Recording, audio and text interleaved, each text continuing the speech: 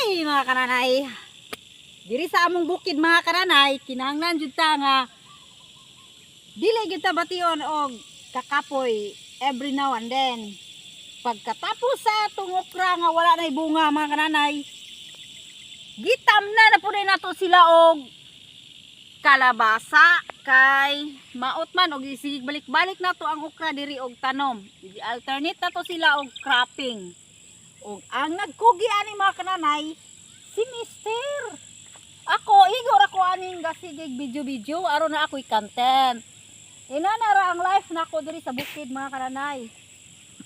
Kung wala si Mister nagkugi og naghuna-huna yang mindset ani mga kananay, yahaning utok.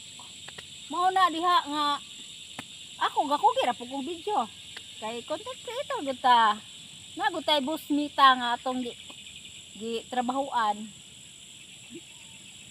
Unya. Inani ra, suroy-suroy ta dire, mag-video. Update sa itong mga tanom.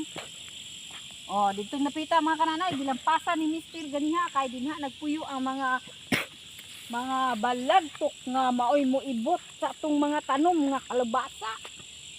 Muna yan gi-clearing ganiha. Oh. Ano ra? Para-paraan lang mga kananay.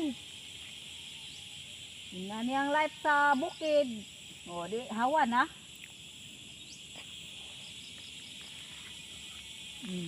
Ang mga saging diri oh. Sobrang taba mga kananay. Oh. Wa pa namunga, pero hapit na ni. Mo ni ang gitawag nga saging bata.